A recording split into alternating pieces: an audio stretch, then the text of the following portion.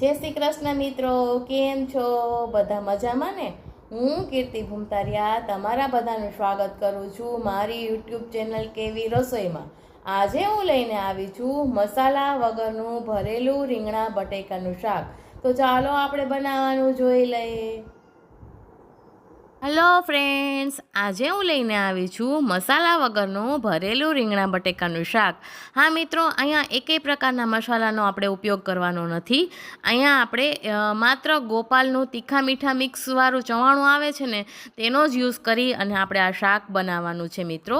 આની પહેલાં મેં ભરેલા રીંગણા બટેકાના શાકની રેસીપી તમારી સાથે શેર કરેલી હતી, જેમાં મેં ઘરના મસાલાનો જ યુઝ કરી અને એ શાક બનાવેલું હતું અને તેની રેસીપી તમારી સાથે શેર કરેલી હતી. અહીંયા આપણે મસાલા વગરનું રીંગણા બટેકાનું શાક બનાવવાનું છે. અને હા, જો ચેનલ ઉપર નવા આવ્યા હોય અને હજુ સુધી તમે ચેનલને સબસ્ક્રાઈબ ન કરી હોય ને તો તમે સબસ્ક્રાઈબ કરી દેજો. તો ચાલો આપણે બનાવવાનું જોઈ લઈએ મસાલા વગરનું ભરેલું રીંગણા બટેકાનું શાક.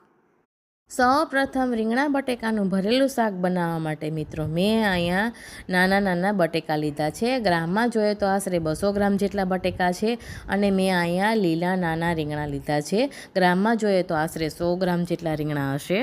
મિત્રો મેં અહીંયા બટેકાની છાલ ઉતારી લીધી છે અને એને પણ વચ્ચેથી ચેકા પાડી લીધા છે અને રીંગણાના ડીટિયા કાપી લીધા છે અને તેના પણ વચ્ચેથી ચેકા પાડી લીધા છે. હવે ત્યારબાદ શાકને આપણે ધોવાનું છે, એટલે મેં અહીંયા 1 ગ્લાસ પાણી લઈ અને પેનમાં ઉમેરી દીધું છે. હવે આપણે અહીંયા મસાલા વગરનું શાક બનાવીએ છીએ, એટલે મિત્રો મેં અહીંયા મસાલા માટે આ રીતનો ગોપાલનું તીખા મીઠા મિક્સ ચવાણું આવે છે ને, જે 40 ગ્રામ વજનનું આવે છે, તે મેં 1 પેકેટ લીધું છે. અને મેં અહીંયા કાચા મગફળી એટલે કે સિંગદાણા લીધા છે. જુઓ, હું અહીંયા તમને બતાવું છું.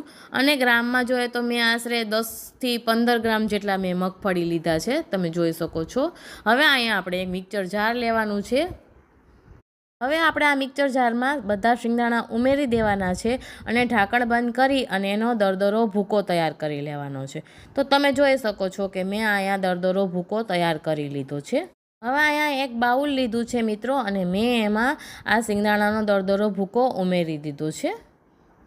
હવે ત્યારબાદ ફરી આપણે મિક્સર જાર લેવાનું છે અને તેમાં આ ચવાણું બધુંય ઉમેરી દેવાનું છે મિત્રો. તો તમે જોઈ શકો છો કે મેં અહીંયા બધું ચવાણું ઉમેરી દીધું છે. હવે આપણે મિક્સર જારનું ઢાંકણ બંધ કરી દેવાનું છે અને તેનો પણ આપણે દરદરો ભૂકો તૈયાર કરવાનો છે. તો તમે જોઈ શકો છો કે અહીંયા આપણો ચવાણાનો દરદરો ભૂકો તૈયાર થઈ ગયો છે. જુઓ, હું તમને નજીકથી બતાવી રહી છું. તો બસ, હવે આપણે મિક્સર જારમાં જે ચવાણાનો દરદરો ભૂકો તૈયાર કર્યો હતો ને તેને પણ આપણે બાઉલમાં ઉમેરી દેવાનો છે આપણા માંડવીના ભૂકા સાથે. તો હવે ચવાણાનો ભૂકો અને માંડવીનો ભૂકો ઉમેરાઈ ગયો છે, એટલે હવે હું અહીંયા 1 ચમચી સ્વાદ પ્રમાણે નમક ઉમેરું છું. હવે ત્યારબાદ મેં અહીંયા થોડાક લીલા ધાણા સમારીને રાખ્યા હતા, તેને પણ આપણે મસાલામાં ઉમેરી દઈશું. ત્યારબાદ મસાલો આપણો સારી રીતે મિક્સ થઈ જાય ને તેના માટે હું અહીંયા 1 ચમચી તેલ ઉમેરું છું, જેથી કરીને મસાલો સારી રીતે મિક્સ થઈ જાય.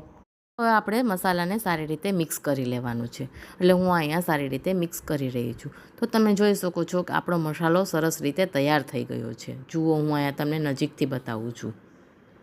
હવે આપણે અહીંયા રીંગણા અને બટેકામાં મસાલો ફિલઅપ કરવાનો છે, એટલે મેં અહીંયા પહેલાં રીંગણું લીધું છે, જેમાં મેં વચ્ચે ચેકો પાડી લીધો છે અને તમે જોઈ શકો છો કે હવે આપણે એમાં મસાલો ફિલઅપ કરવાનો છે, એટલે હું અહીંયા દબાવી અને મસાલો ફિલઅપ કરી રહી છું.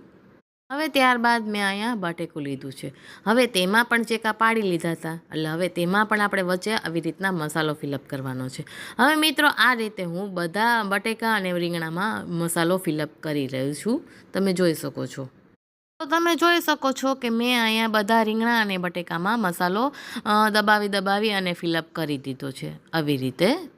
તો હવે આપણે શાકનો વઘાર કરવાનો છે, એટલે ઇન્ડક્શન ઉપર મેં અહીંયા કુકર ગરમ કરવા માટે મૂકી દીધું છે.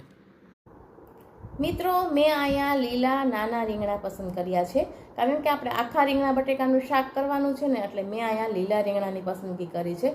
તમે ગુલાબી રીંગણા પણ પસંદ કરી શકો છો, તે તમારી ચોઈસ રહેશે. મેં અહીંયા ગોપાલનું તીખા મીઠા મિક્સવાળું ચવાણું આવે છે ને, તેની પસંદગી કરી છે. તમને જે અનુકૂળ આવે તમે તે ચવાણું લઈ શકો છો, તે તમારી ચોઈસ રહેશે.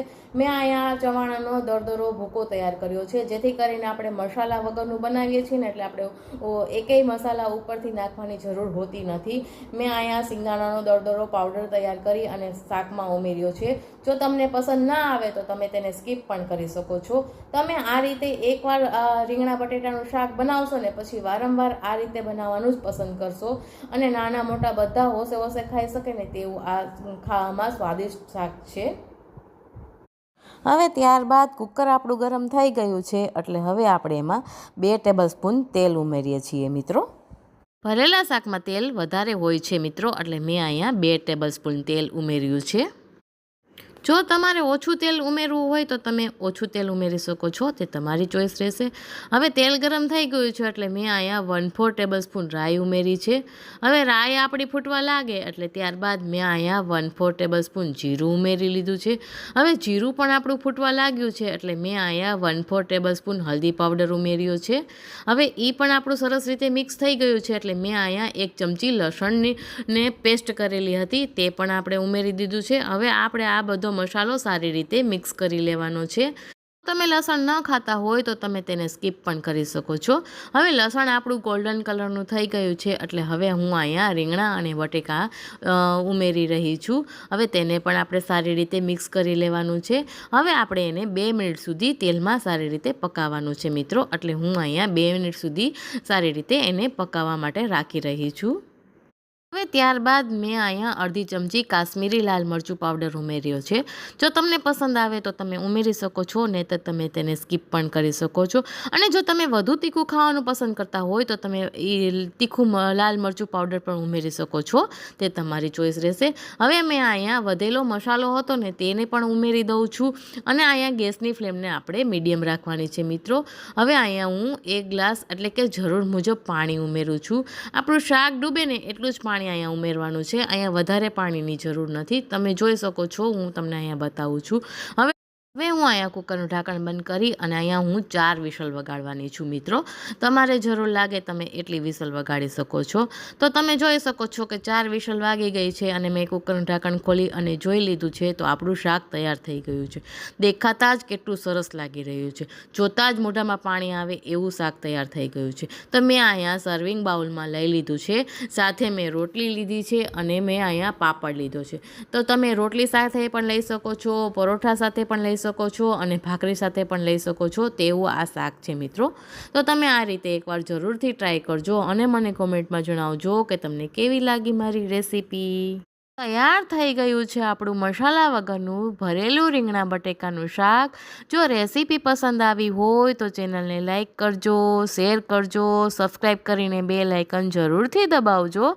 ફરી મળીશું આ નવા વિડીયો સાથે, નવી રેસીપી સાથે. ત્યાં સુધી આવજો. જય Shri Krishna. Bye bye. Thanks for watching my video.